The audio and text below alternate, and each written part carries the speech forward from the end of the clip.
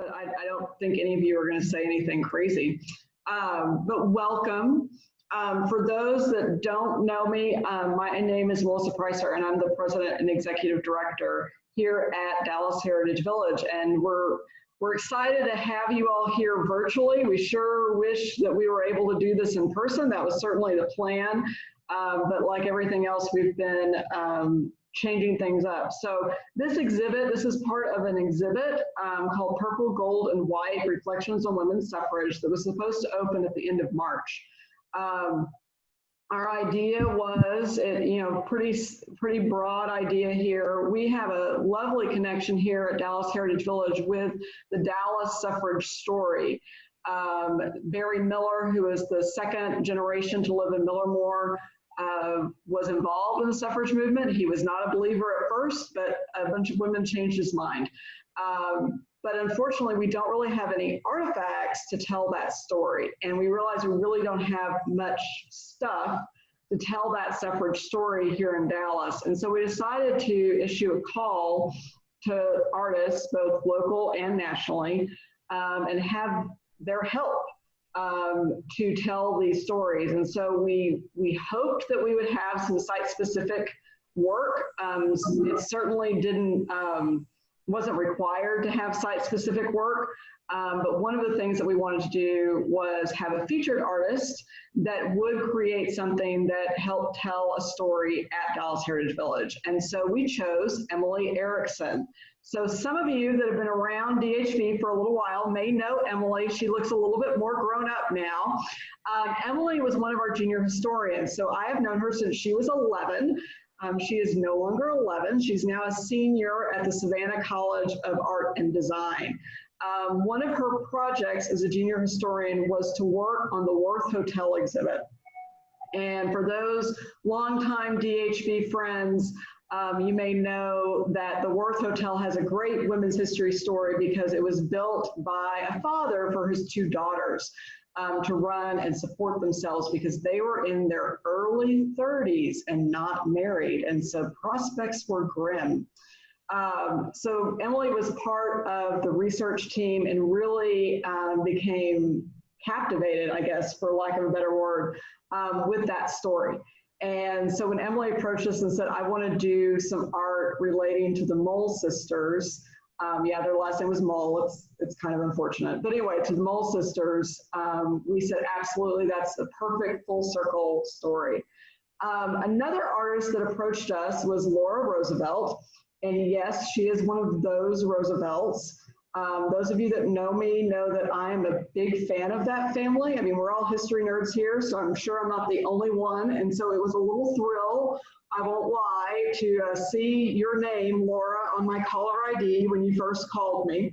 And she lives in Dallas now and grew up in the area and left for many years and came back and has done a lot of abstract art, but recently has started doing more art that's informed by history. And so she created a piece specifically for this exhibit that we'll talk about some. And so today we really want to have a conversation with these two artists that are at very different stages of their career but are using history to inform their art. I wish you could see this work in person. We've decided to make this exhibit entirely virtual just because things have been so, well, I don't have to tell you. And that exhibit's going to launch actually next month. But we wanted to do a little something now because, as many of you know, next Tuesday is the centennial of the ratification of the 19th Amendment that gave women the right to vote. And so we've got a couple different things coming up in the next week to commemorate that and reflect and all of that good stuff. So I'm going to do the crazy thing of sharing my screen, which, I'm new at all of this. We've got a few more people joining us that came on while I was talking. That's the problem of trying to do two things at once. Welcome, Brad and Aiden, and we're about to do the share the screen thing. If you've got questions that pop up as we're talking, go ahead and use that chat function. If you are not already muted, go ahead and mute yourself unless you're Emily or Laura, just to prevent feedback and all of that good stuff. But I'm going to share my screen, and we're going to have Laura talk a little bit more about herself first, and then go into Emily, and then we've got some questions, and then we'll have plenty of time for questions at the end. But if you think of something, again, use that chat feature because it's a handy little tool, and that way you don't have to worry about remembering your questions. So I'm going to share my screen. Maybe. Oh, there we go.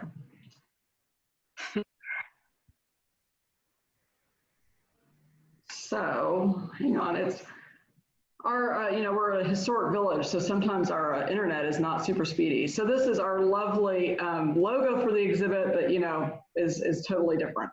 So here you already see Laura's face, maybe. This may be working very slowly. Let's see here.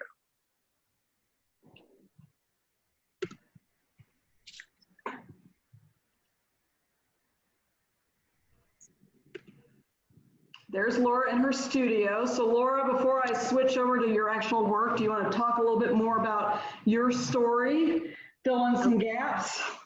Okay.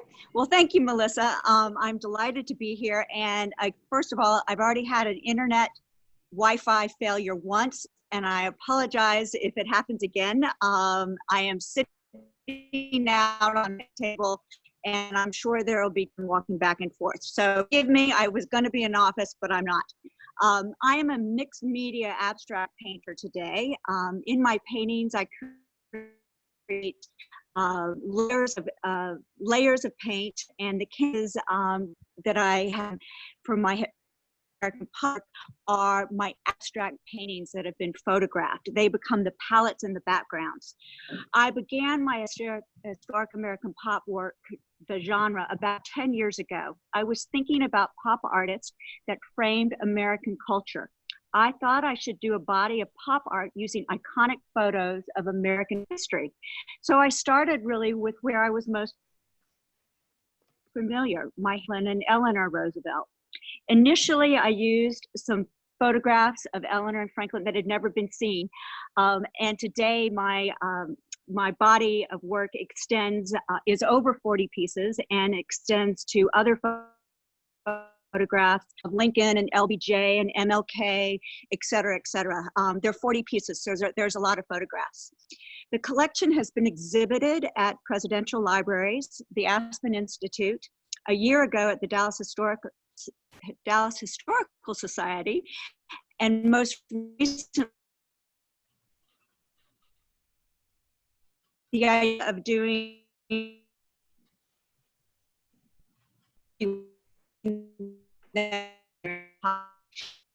began with a high interest to research for inspiration. The result is this painting.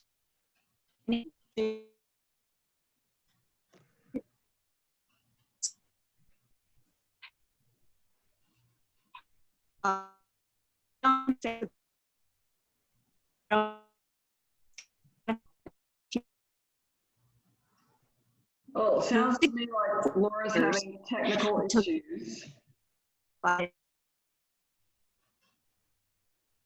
And we lost her. So this is the fun part of virtual programs. So I'm going to skip ahead to Emily, and then we'll see if Laura gets back to us. Okay, Emily, are you up for it? Yes, I'm ready. Okay.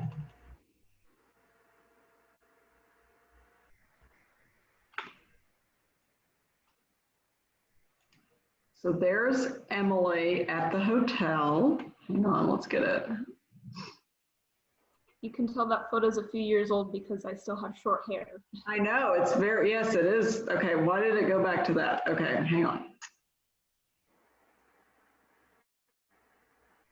One day we'll have better internet at Dallas Heritage Village, and this will help our virtual programming efforts. I don't know why it's going back to that screen. We'll give it a second, maybe it'll skip. Okay, we're gonna do it this way, to where you see the slides. So don't look ahead, just look at the big one. So there's Emily a few years ago with short hair. Okay, I'm back. You back, Laura? Okay, we'll go back to you then. Hello? I hear you. Oh. Okay, let's see here. Okay, you're in. So let me go back to your slide. So there's your painting. Maybe. Melissa? Yes, Laura?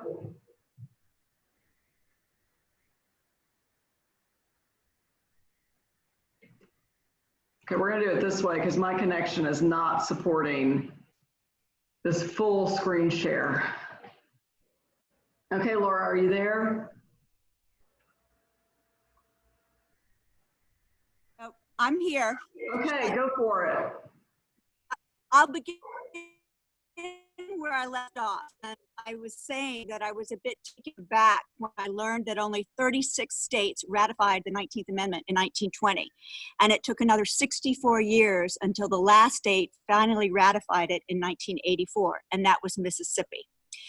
My discoveries put me into a different direction than I thought I was originally going to go. While the 19th Amendment gave women the right to vote, there were so many barriers to voting that still had to be overcome by Black women. So engraved on the random bricks in my piece are names of African American women that worked to be included in the suffrage movement. Also engraved on the states are the states that did not ratify the 19th Amendment and the dates that they finally did. And additionally, on the engraved bricks, you can see there I make reference to many of the Jim Crow laws, the 24th and the 26th Amendment, the poll tax, the KKK, on and on and on. So that's where I'll just stop there because it's a good time to stop. Okay. So Emily, we'll go back to your cute little photo. So I told part of your life story, Emily, but you can tell your version now. Well, I think you did a pretty good job. So like Melissa said, I'm a student at the Savannah College of Art and Design in Savannah, Georgia.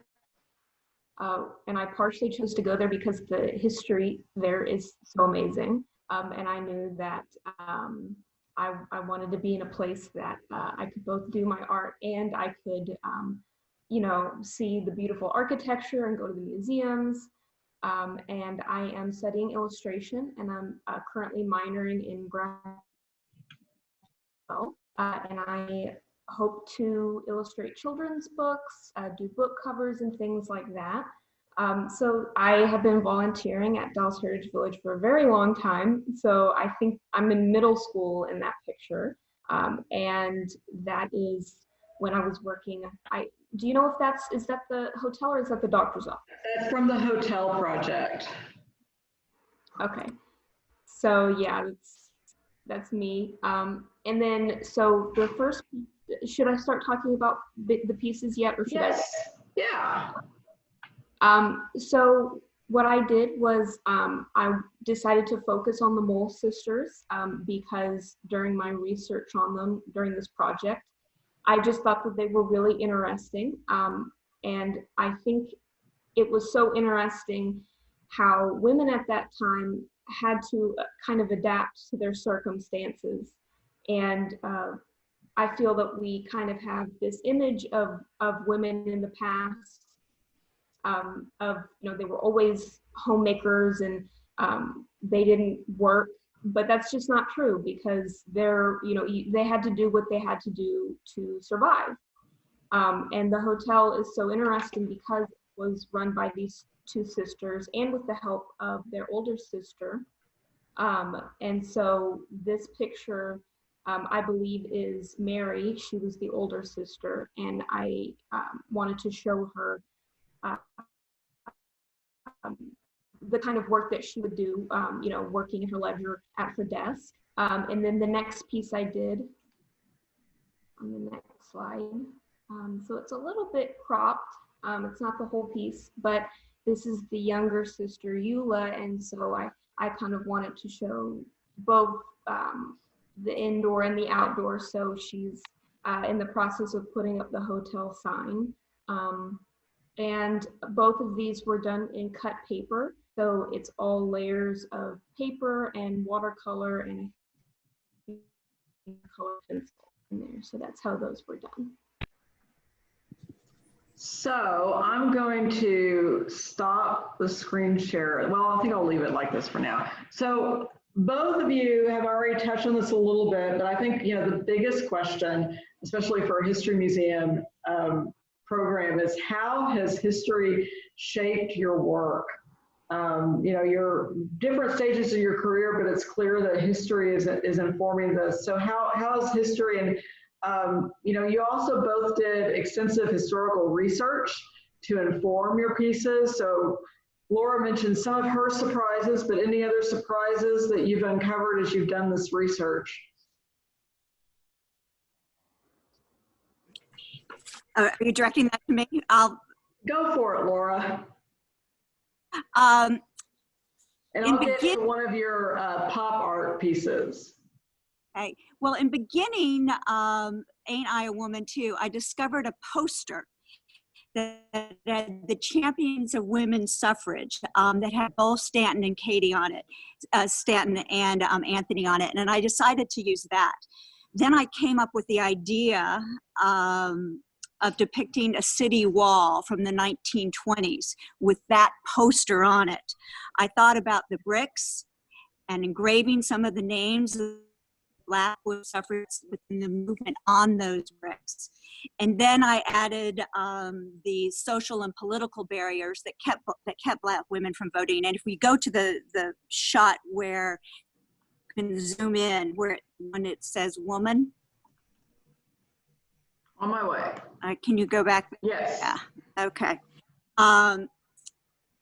I chose, that's part of the statement. And if you went back to the whole statement, the whole piece, you would see a statement by Sojourner Truth. And she delivered that in 1851 to the Women's Rights Convention at the Old Stone Church in Akron, Ohio. And she, in that statement, she said, "Ain't I a woman?" 13 times. This really became the focus for my work.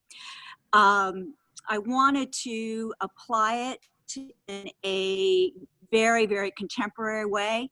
So I took graffiti to that piece.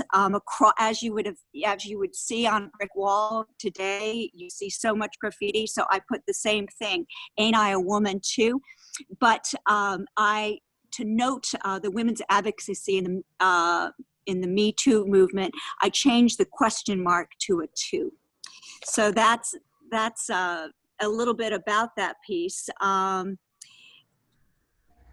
Over the last few years, the most recent, last 3 to 3.5 years, I've been paying keen attention to the language and words used by our elected officials.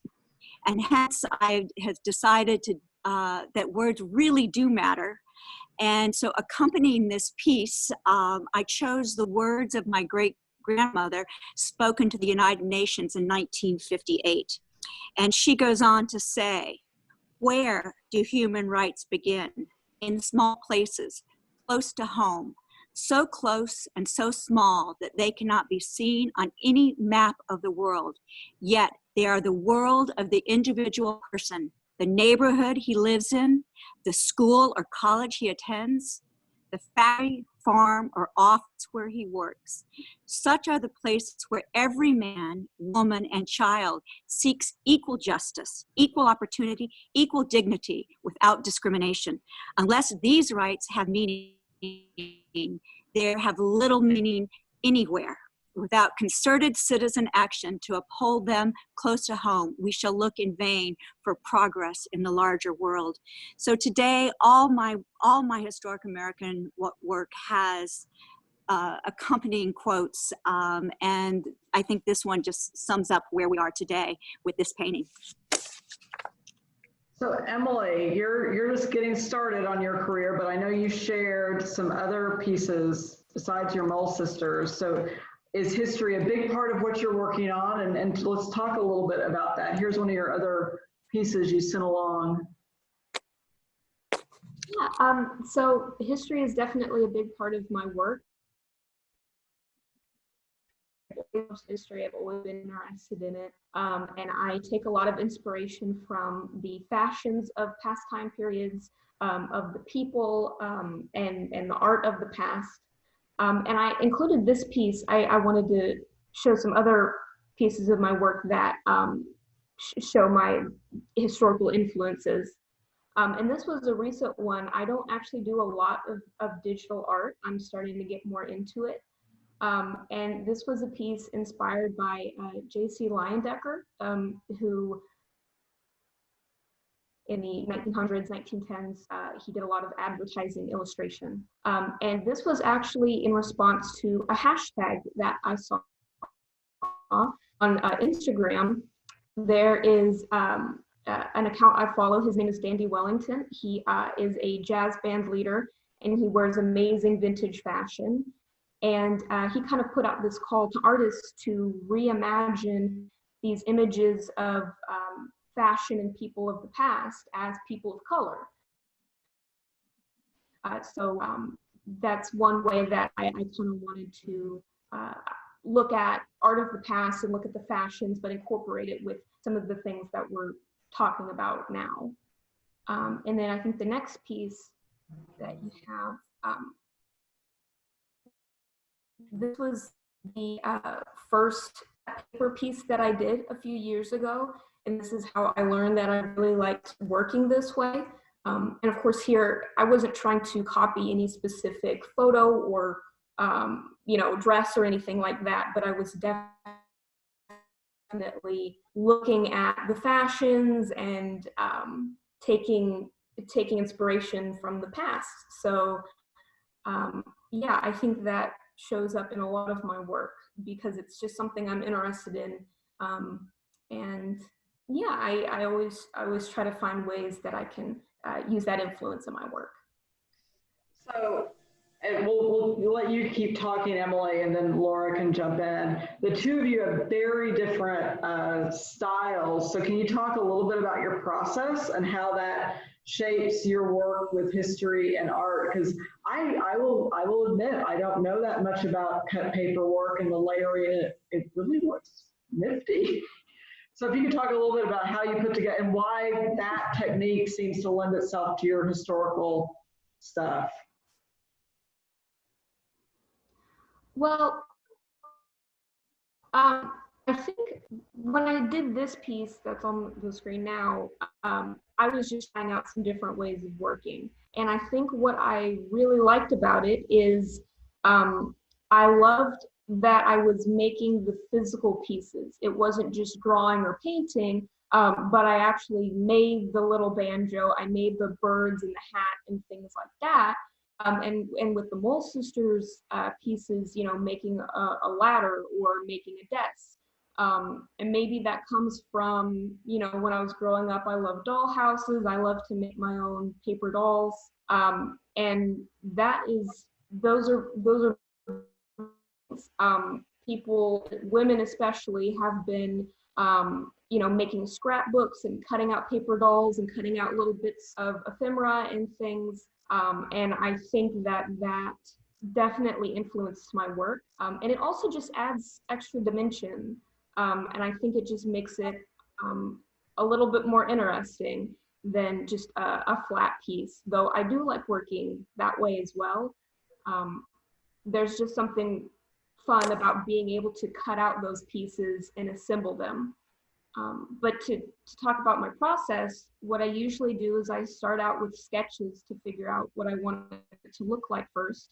And then I kind of make a template. I, you know, figure out what the different layers are going to be. I cut them out on watercolor paper, and then I paint the individual pieces and glue them in place. So it does take some time, but there's something that's very fun about it to me. So that's why I enjoy doing it. So Laura shared some photos with us of her process for the work that she did for the exhibit. So this is a really fun one because there's all kinds of spray paint. I think you were having a lot of fun with spray paint, Laura. Can you talk a little bit more about your process? Yes, I begin my process. I take very copious photographs of my abstract work, and then I go and look at what photographs I want to actually match with the abstract painting. And it's kind of like, remember when you were little, you were trying to match the duck with the duck in that matching game that you would play with your mom. So I'm trying to take the photographs that I want to convey, whatever it is the message I'm working with, and I match them with the abstract painting. So once those two are established, I go to my computer and I work on Photoshop, and I manipulate the photographs in a lot. If you scroll down in the PowerPoint to where you have the three, the next one, not that one, but the one after that. Yes, this is a, no, back up. This is a good example here. This is the first two pieces. The middle piece is the Texas Centennial piece, and that I did for the Dallas Historical Society. FDR was in Texas dedicating the Centennial Building down at Fair Park, and the top piece, part of this piece, is a ticket stub, and it was old and faded. I got it from the Dallas Historical Society, and then I combined it with the photograph that's on the left, and you can see FDR at the podium, and I manipulated. You can see how I manipulated the photograph, and then I go and print them on a canvas. First I print them on paper, and then I print them on a canvas, and I combination with my abstract work. So the painting on the right hand side, I call that Happy Days Are Here Again. It's another example of my historic American pop work, a photograph of FDR down in Georgia on his way to Warm Springs, and he's meeting a farmer. And that background was chosen. It's a very large painting. It's in a collection in Preston Hollow, and it was chosen to be that center, that starburst, as kind of the symbol of the New Deal for me. So that's kind of a little bit about the process. If you go down to your next slide in the PowerPoint, you'll see three different photographs. Here again, one of Lincoln, and that painting I entitled Unity, because he was the president that kept the Union, kept the United States together. The one on the far right I call Sears, and that is when Martin Luther King is actually visiting LBJ in the White House. And I took pretty strong liberties with that photograph. For example, the door that's in, I don't know if you can see it, but the door that's kind of in the middle of those two circles was actually behind LBJ. I moved it in the middle, and that shell on top of it, if we remember art history, we think about Botticelli and the Venus, and that's very symbolic of new beginnings and rebirth. And on the far right side, behind LBJ, I turned the light on. I made it much brighter, so it's really it's the swirl, and the infinity sign is all about where we've been and where we're going, and I call that piece Sears. The middle piece is when LBJ was addressing the nation, or Congress basically, at the signing of the Civil Rights Act. And it's on a canvas of mine that really is extremely small. It was maybe 8 inches by 12 inches. And I I loved that stripe going down the center, the texture, and I had to position LBJ in relationship to that sculpture of Lincoln. And I wanted them both to be kind of looking forward, gazing out at the future. And so I have great fun doing this. It really, really brings me great joy to take moments, situations that have been captured in a photograph and bring them back to life and repurpose them in a way that's fresh and in my opinion, a little bit fun. So that's that. Well, and what's interesting is that, and of course we did not know this as we were planning this, we were going based on some other things, both of you use layering in your work, which is kind of, I think, an interesting connection, even though your styles are different, your techniques are different. Both of you are layering different elements to create your work, and that's kind of a neat little connection. So obviously we are celebrating the centennial of the 19th Amendment. You know, thoughts on that legacy? You're female artists. There are inherent challenges for women in whatever line of work that they are in. And so let's talk a little bit about the legacy and some of the challenges and opportunities of being a female artist working 100 years after we got the right to vote. Emily, would you like to go first? Since you're young and you know, more optimistic perhaps than the rest of us. Well, it's a really big question. I think that,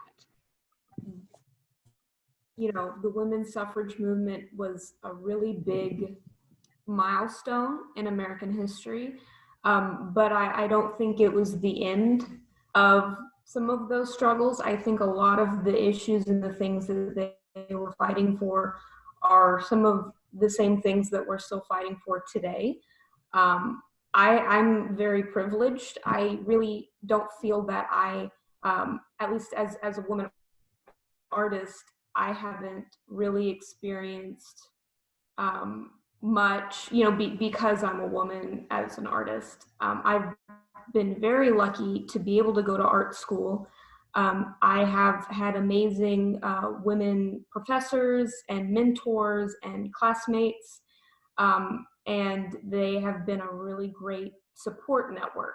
And I think for any, I mean, I guess I'm speaking specifically for women artists right now. I think whether you choose to go to art school or you're able to or not, I think having a support, you know, network of those women artists around you is really important. So I guess that's what I have to say for that. Laura? Well, I've been thinking a lot about this. And on Tuesday, when Joe Biden chose Kamala Harris to be his running mate, I thought for the first time in our American history, we have a woman. And then we have a woman who is Black and of Indian descent on the Democratic Party, on the Democratic ticket for the presidency, for the vice presidency. So I reflect on it, where we were 100 years ago, and I think of where women and Black women are going today as leaders and champions of our country, and I think how wonderful. And it's, so I think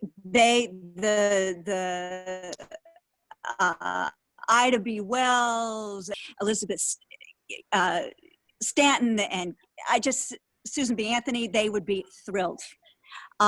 Historically, speaking about women artists, especially Black women artists, have really been, as I said, I've been at this as you've acknowledged, I've been at this for a long time, have been overlooked by the institutional collector and collections. But this is beginning to change. For me, my historic American pop, I've really discovered my voice, and actually for me a newfound responsibility to reflect our American history and some of its controversies. So I'm really looking forward to the next steps of where my art is going to go as I continue not only this body of work, but my abstract work as well.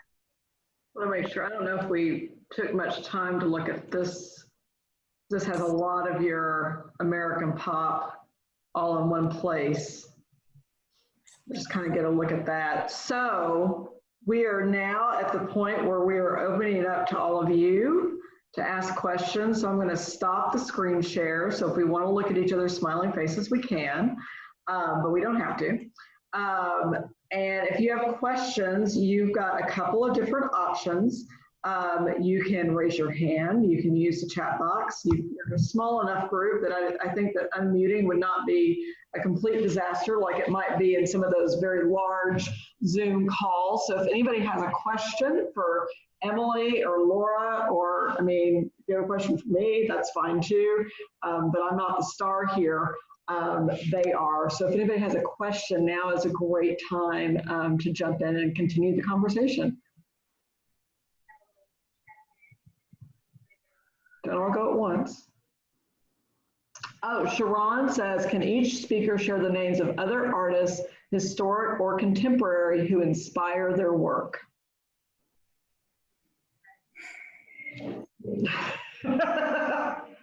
I'll go ahead. You can go. I'm thinking. I'm still thinking. Okay. Well, since my historic American pop has actually really happened, was spawned out of the pop art movement in the 1960s and 1970s with Andy Warhol and Jasper Johns and Lichtenstein.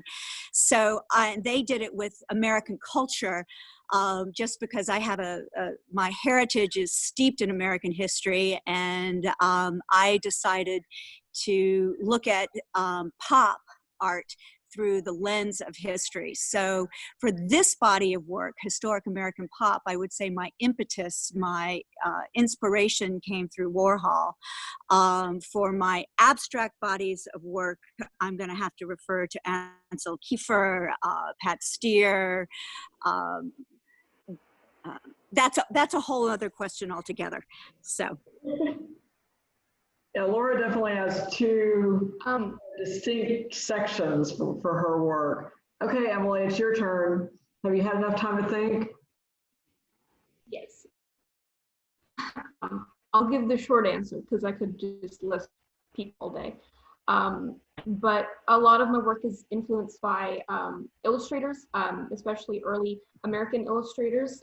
So I mentioned J.C. Leyendecker, Charles Dana Gibson.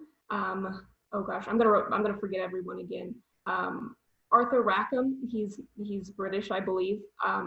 But those early, let's see, Elizabeth Shippen Green. So a lot of those early illustrators, I'm really influenced by. And then for where I take my inspiration from my cut paper art to contemporary illustrators are Phoebe Wall and Christian Robinson. They are both children's book illustrators who use a cut paper style. They're very different, but I just love the way that they use cut paper, and they have both definitely influenced my work.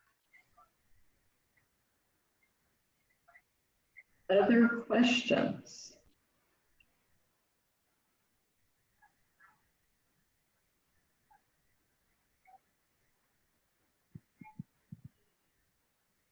Oh, it looks like Peggy might be typing, or she's faking us out.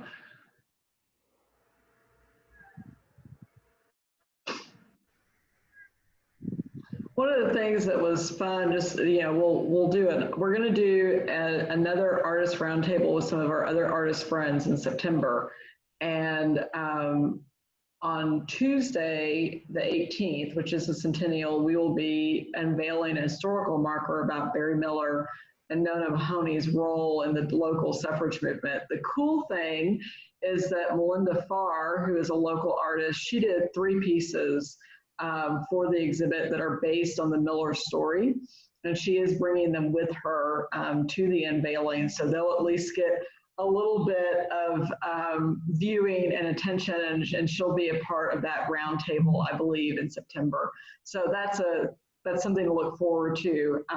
But yeah, I was hoping somebody would do something with the Miller story. I was of course thrilled to have these works created too, but my fingers were crossed that somebody would do something, and Melinda did. So next question, Laura, do you find your family heritage a help or a hindrance as an artist sharing a historical perspective?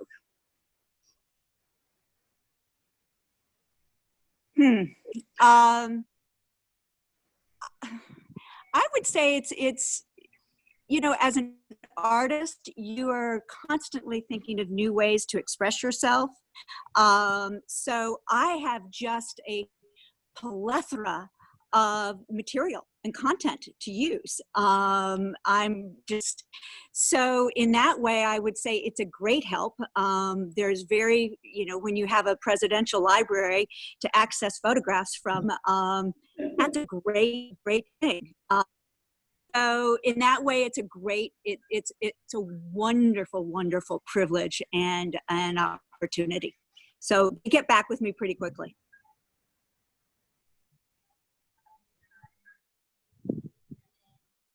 Other questions?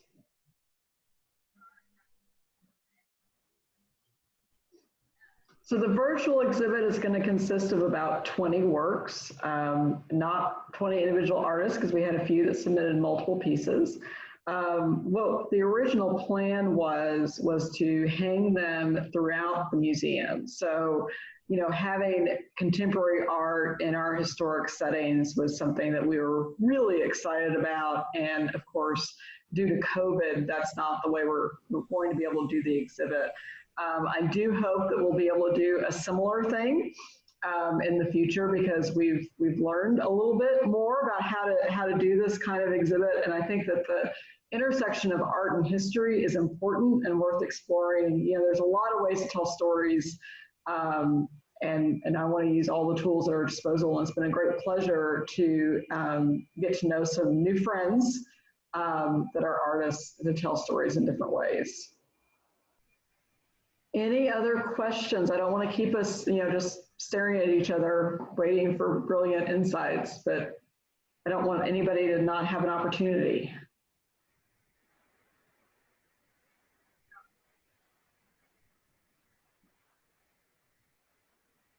Okay, so if you want to continue our celebration of Purple, Gold, and White and the Suffrage Centennial, we have recorded this and we will be posting it probably on our YouTube channel and all that good stuff. So for friends that may not have been able to join us live that might be interested, please share that information, and we'll put a post on Facebook when that's ready to go. On tonight, if you're local and you don't mind 104-degree temperatures, our Thursday night, we're open every Thursday night now from 6 to 9, and we'll be chatting a little bit more about the Miller story and all that kind of stuff.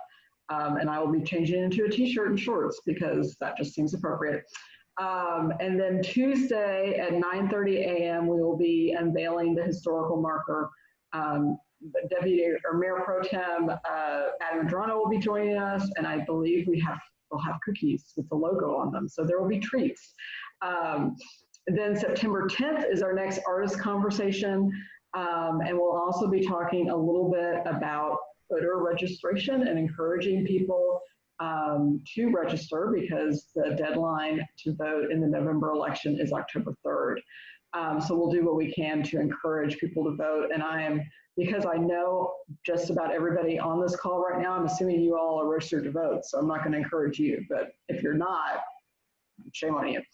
And then I believe we're doing something else in October, but I cannot remember right off the top of my head, but we'll be doing about one thing a month, and launching the virtual exhibit on September 10th in conjunction with that artist roundtable conversation. So thank you for being here. We will continue to work out the kinks with online virtual programming.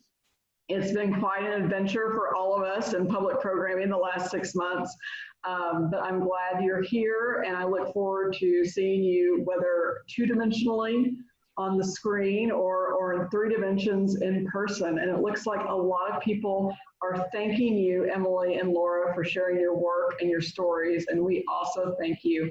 I wish that we were able to share the physical work in person with more people, because I think the layering and all that, the computer screen doesn't do it justice. But we're doing what we can and adapting as we can. So thank you so much for being here. We hope to see you again very soon. I see applause, so that's very, very sweet. And well, I know I'll see at least 2 of you in about an hour. So it's a busy day at the village. So thank you all for coming, and thank you for sharing your work and thinking about history as you do your work. The more history advocates we've got, the better. So anyway, we'll close it with that and see you all another time. Thank you. Thank you.